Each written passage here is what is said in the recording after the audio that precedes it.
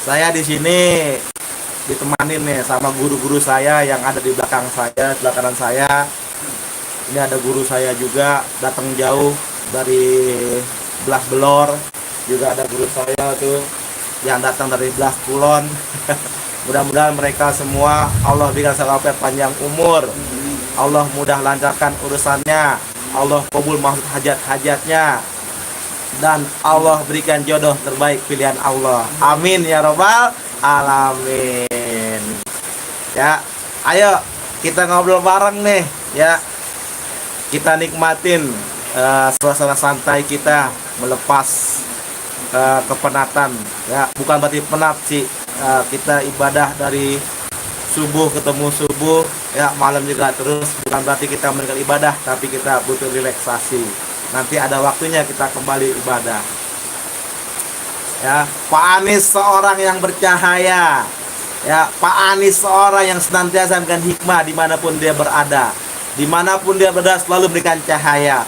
Karena Pak Anies tidak pernah mematikan cahaya orang lain. Karena pribadi Pak Anies selalu beri cahaya dan makna dimanapun Pak Anies berada. So sweet gitu loh. Hidup Pak Anies. Ngopi dulu, ngopi ya. Saya tunggu komen terbaiknya untuk manusia termahal di abad ini. Ya, mudah-mudahan perjuangan tidak berhenti sampai di sini terus. Dan saya berharap Pak Anies nanti komitmen sampai selesai dan juga mempertahankan sebagai oposisi. Dan mudah-mudahan Pak Anies terjaga daripada giuran tawaran ya. Mudah-mudahan tetap sampai selesai beroposisi. Dan saran saya ya, harapan saya mudah-mudahan Pak Anies dan tim bikin partai politik baru ya, seperti yang saya sampaikan kemarin malam di live. Kalau Pak Anies punya partai, Pak Anies bisa berjuang tanpa mengharapkan ya secara kayak sekarang. Kalau toh Pak Anies kalah dalam Pilpres, masih punya suara partai yang bisa ada di parlemen untuk berjuang. Takbir, Allahu Akbar. Ya, mudah-mudahan Pak Anies dan tim mendengar suara saya di sini. Bikin parpol Pak Anies ya. Oposisi itu berat, oposisi itu sulit ya, namun tetap kita harus mempertahankan idealisme perjuangan kita ya. Jangan belum apa-apa udah tergiur tergoda, takut nggak kebagian yang namanya kue kekuasaan, takut nggak kebagian jabatan, takut nggak kebagian pangkat ya. Saya harap Pak Anies tetap oposisi dan senantiasa saya mendukung Pak Anies, dan juga dalam doa-doa saya bersama santri-santri saya. Amin ya rabbal alamin. Suroso Hasna ASLL. Aduh, apa ya ASLL? I love you. Setuju bosku, Pak Anies buat partai. Sama godam-godam. Sip. Ya, mudah-mudahan timnya Pak Anies mendengar ya saran-saran dari saya, orang bodoh yang nggak punya gelar, yang nggak punya pangkat, nggak punya jabatan ya, namun saya punya pemikiran seperti itu ya. Jangan jadi Pak Anies objek yang dimanfaatkan untuk kepentingan tertentu ya, yang ternyata tidak all out berjuang memenangkan Pak Anies dan terbukti ya. Pak Anies hanya untuk dimanfaatkan menaikkan suara partainya doang.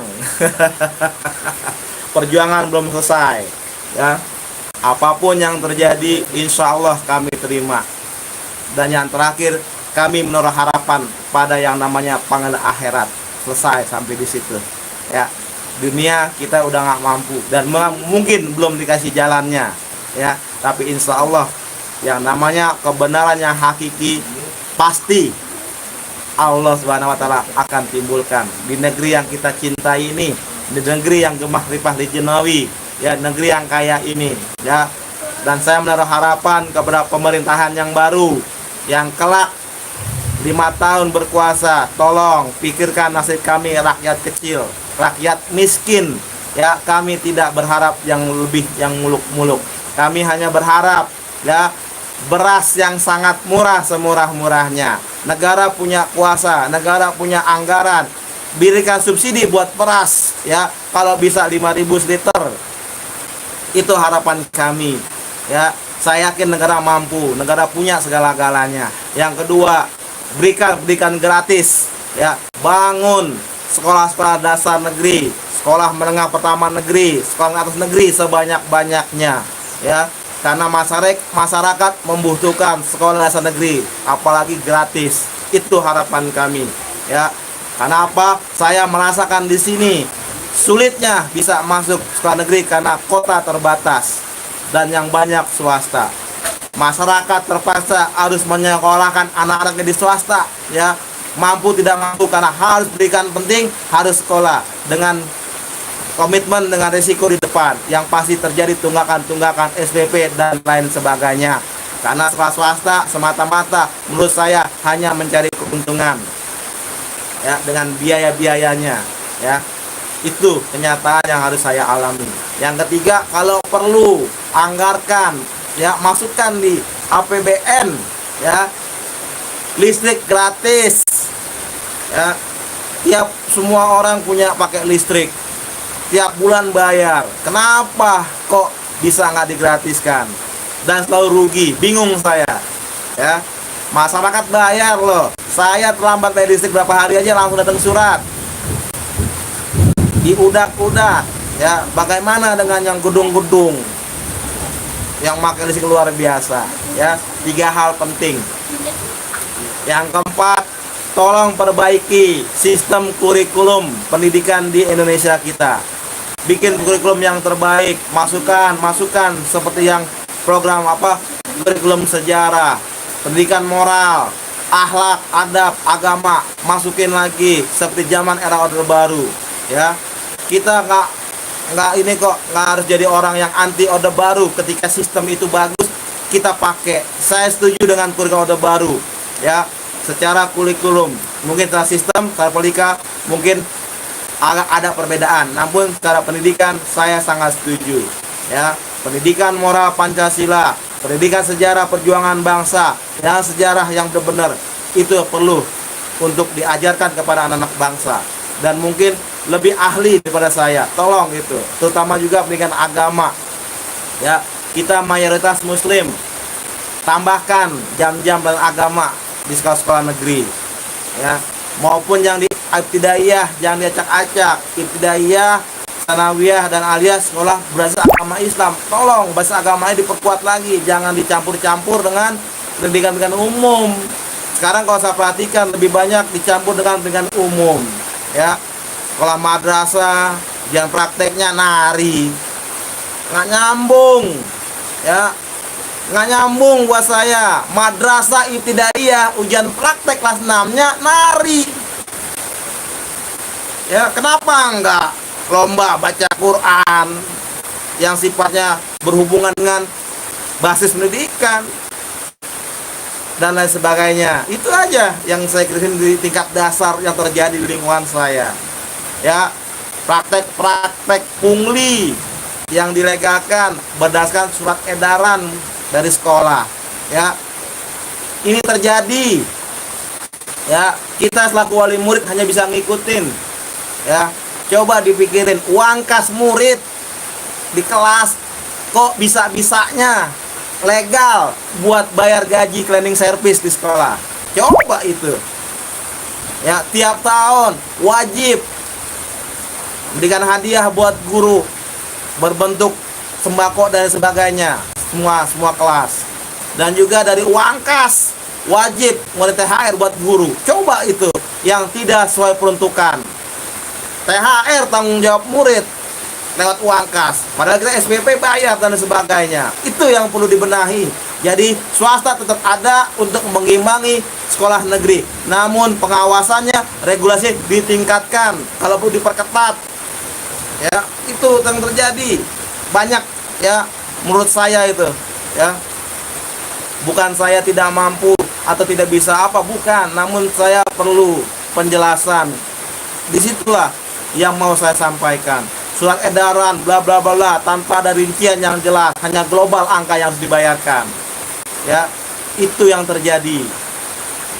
Bagaimana mungkin kita bisa menghapus korupsi kalau anak-anak didik kita dididik oleh orang-orang yang bermental koruptor? Ini nyata.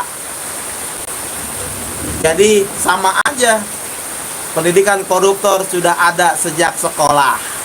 Bikin anggaran tidak ada rincian. Toh murid melihat, akhirnya besok dia bikin anggaran juga nggak pakai rincian global.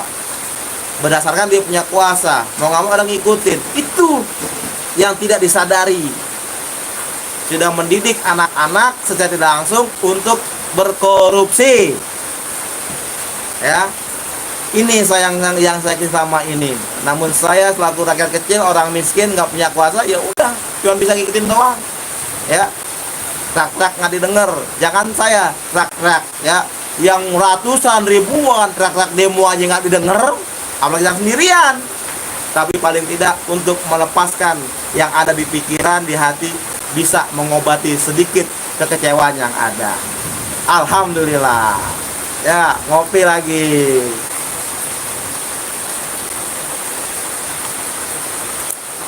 Ayo, saya harapkan buat teman-teman ya yang masih setia, masih loyal mendukung perubahan, mendukung Pak Anies, ya, hadir, like, subscribe, komen, kita diskusi sambil santai. Kenapa saya harus berteriak agak keras suara saya?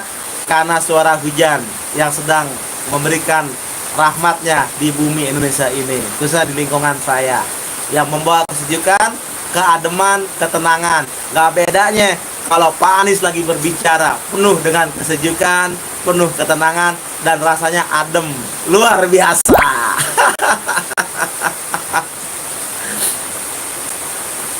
Bapak kayak orang orasi, kata Putra di belakang. Ya.